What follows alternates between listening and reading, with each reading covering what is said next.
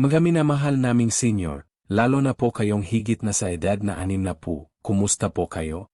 Alam po ba ninyo na ang sikreto sa matibay na buto para makalakad ng walang alalay o makipaghabulan pa sa mga apo ay hindi lang pala umikot sa gatas?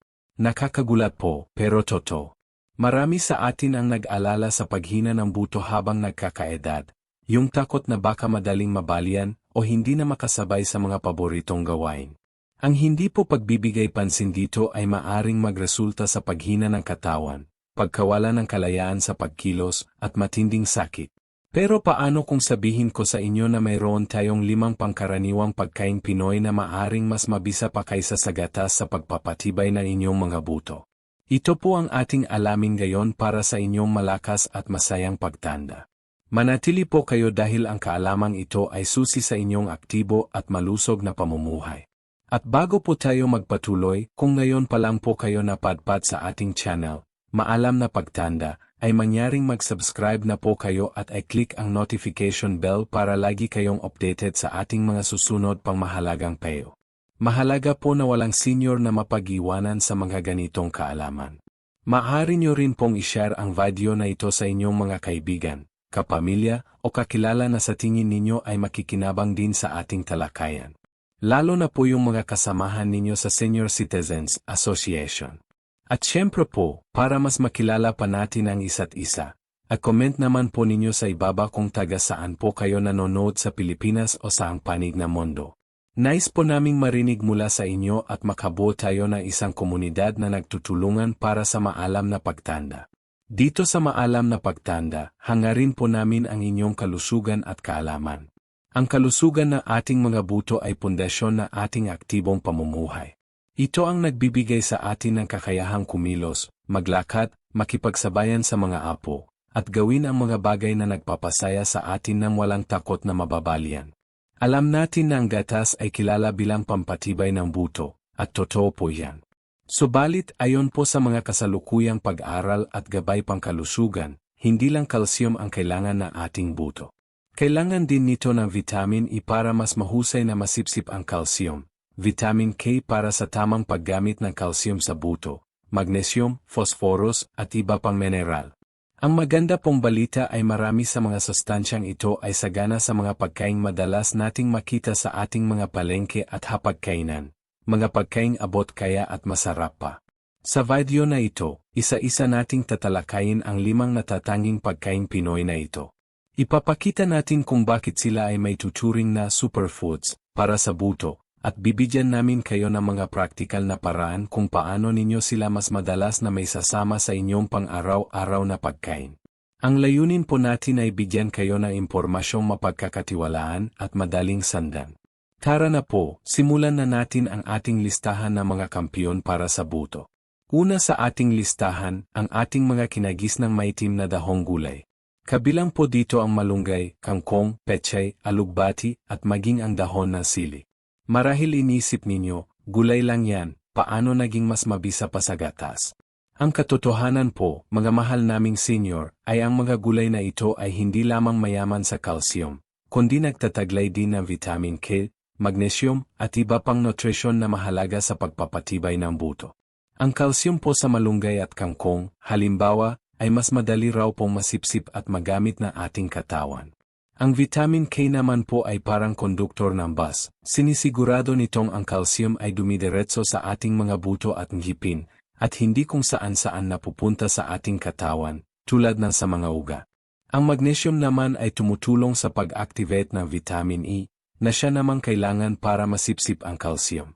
Kumbaga, nagtutulungan po silang lahat.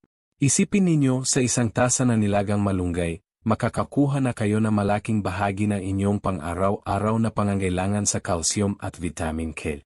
At hindi lang yan, ang mga gulay na ito ay puno rin ng mga sangkap na lumalaban sa pamamaga sa katawan, na isa rin sa mga salik na maaring magpahina ng buto. Paano po natin ito isasama sa ating dieta? Napakadali po at abot kaya. Ang malunggay pwedeng-pwede sa mainit na tinola, sa masustansyang ginisang monggo, o kahit ihalo sa tortang itlog. Ang kangkong at pechay, masarap igisa na may kaunting bawang, isama sa sinigang o steam lamang.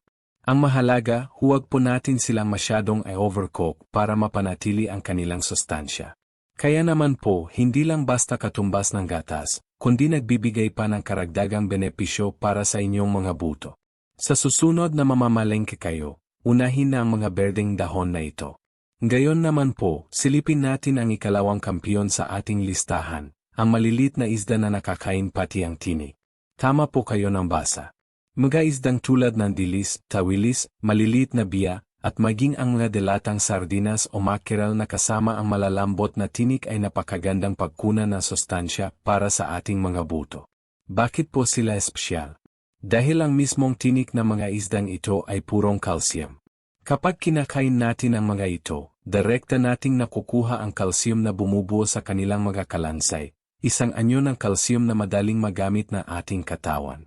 Para magkaroon kayo ng ideya, ang isang serving ng pritong dilis o kinilaw na tawilis na may tinik ay maaring magbigay ng calcium na halos katumbas o higit pa sa isang baso ng gatas. Bukod sa calcium, ang mga isdang ito, lalo na ang mga medyo matataba tulad ng sardinas, ay mayaman din sa vitamin E. At gaya ng nabanggit natin kanina, ang vitamin E ay critical para sa ating katawan upang masipsip at magamit ng tama ang calcium. Maraming senior ang maaring may kakulangan sa vitamin E, lalo na kung hindi nagaanong naarawan. Kaya ang pagkain ng mga isdang ito ay parang dalawa sa isang biyaya, calcium at vitamin E. Mayroon din silang phosphorus, isa pang mineral na kasama ng calcium sa pagbuo na matibay na istruktura ng buto. Paano naman natin sila ihahanda?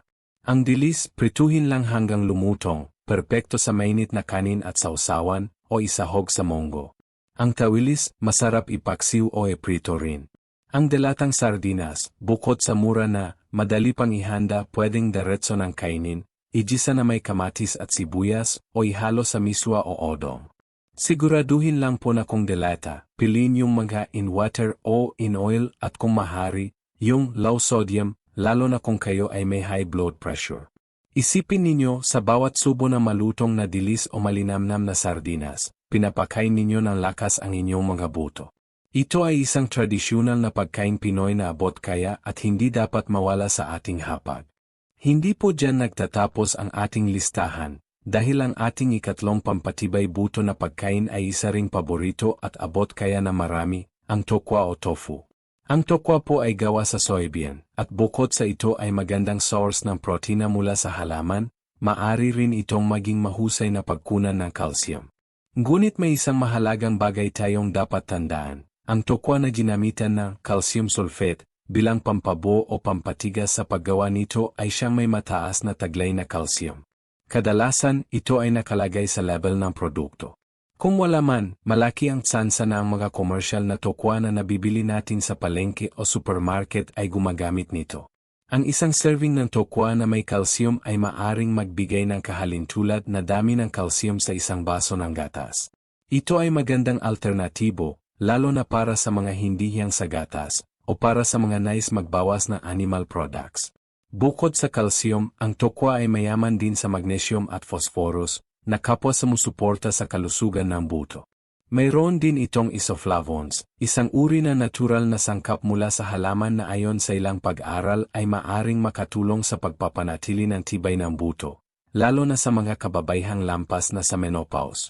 Maraming paraan para ihanda ang tokwa, tulad ng sikat na tokwat baboy, isahog sa lumpiang gulay, eprito at isawsaw sa toyo na may suka at sibuyas, igisa kasama ng kangkong o pechay, o isahog sa mga sabaw.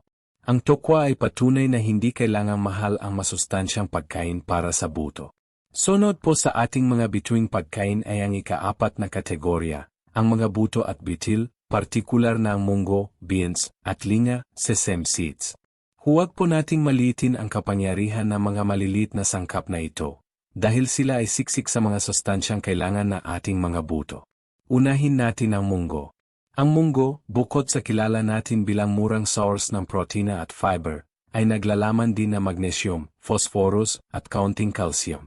Ang magnesium, tulad ng paulit-ulit nating binabanggit, ay mahalaga para sa istruktura ng buto at pagtulong sa calcium absorption. Ang phosphorus naman ay katuwang ng calcium sa pagbuo ng mineral na nagpapatigas at nagpapatibay sa ating mga buto. Ngayon, pag-usapan naman natin ang linga o sesame seeds. Itong maliliit na bitil na ito ay tunay na powerhouse pagdating sa calcium.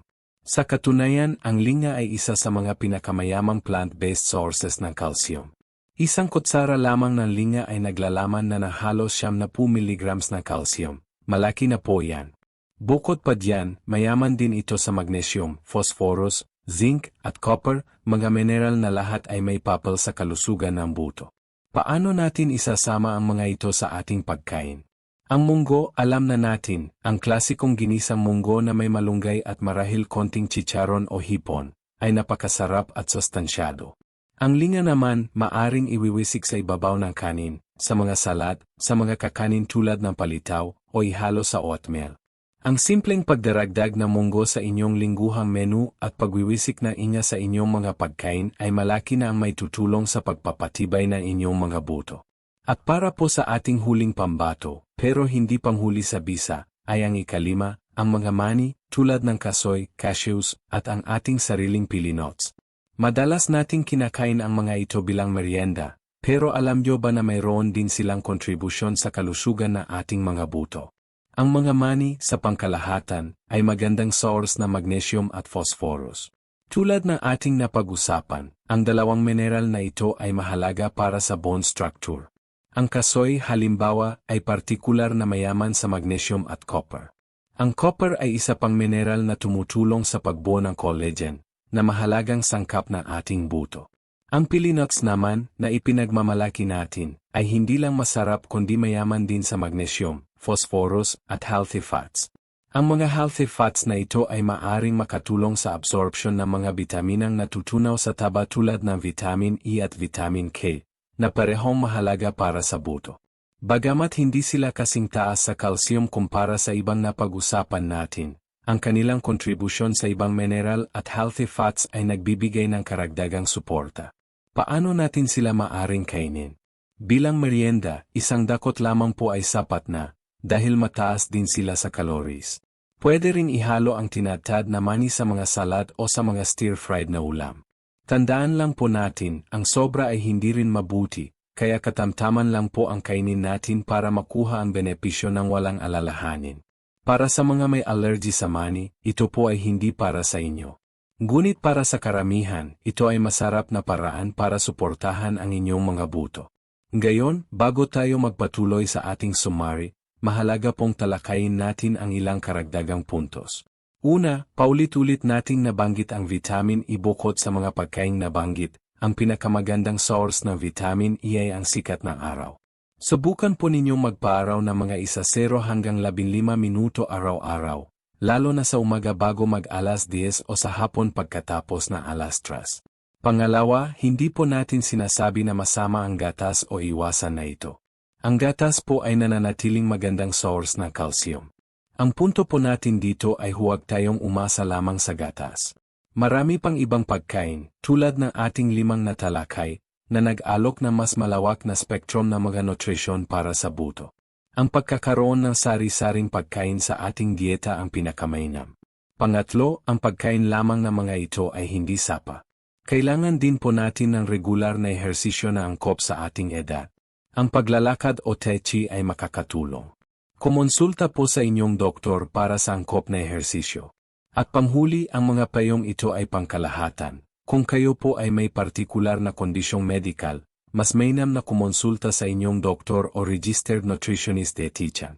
Alam po namin na minsan mahirap baguhin ang nakasanayan, pero ang malilit na pagbabagong ito ay para rin po sa inyong kabutihan. Kaya, para ibud ang ating napag-usapan, narito po muli ang 5 kategorya ng pagkaing Pinoy na nagpapakita ng nakakagulat na katotohanan tungkol sa pagpapatibay ng buto. Una, ang mga maitim na dahong gulay tulad ng malunggay. Ikalawa, ang malilit na isda na nakakain ang tinik tulad ng dilis. Ikatlo, ang tokwa o tofu na calcium set. Ikaapat, ang mga buto at butil tulad ng munggo at lalo na ang linga. At ikalima, ang mga mani tulad ng kasoy. Ang pangunahing mensahe po natin ay ito, hindi natin kailangang tumingin pa sa malayo o gumastos na malaki para sa mga pagkaing magpapatibay na ating mga buto. Nasa ating paligid lamang, sa ating mga palengke at kusina, ang mga solusyon. Naway nabigyan namin kayo ng kaalaman at inspirasyon na mas pahalagahan at isama ang mga pagkain ito sa inyong pang-araw-araw na pamumuhay. Bago po tayo magtapos, kung napukaw po ng videong ito ang inyong interes at may natutunan kayo, pindutin na po ang like button. At i-share po natin ito sa ating mga kaibigan, kapamilya, at mga kasama sa senior citizens group para lahat tayo ay makinabang. At syempre, kung hindi pa po kayo bahagi ng ating pamilya dito sa Maalam na Pagtanda, mag-subscribe na po kayo at i-click ang notification bell para sa marami pang payong pangkalusugan. May tanong po kami, alin sa 5 pagkain ito ang madalas ninyong ihanda, at may sarili ba kayong sikretong sangkap o paraan ng pagluto para dito? O baka may sikreto pa kayong pampatibay buto na nais ibahagi? Ibahagi naman po ninyo sa comment section sa ibaba. Gusto po naming marinig ang inyong mga kwento at kaalaman. Tandaan po ninyo, ang pangangalaga sa inyong mga buto ay isang pamumuhunan sa inyong kalayaan, sigla, at masayang pakikisalamuha sa mga mahal sa buhay. Ang malilit na hakbang araw-araw, tulad ng pagpili ng tamang pagkain, ay magdudulot ng malaking ginhawa at lakas. Hanggang sa muli, mga kamaalam, manatili po kayong ligtas, malusog, at matatag ang mga buto, kasing tatag na ating pagmamahal sa pamilya.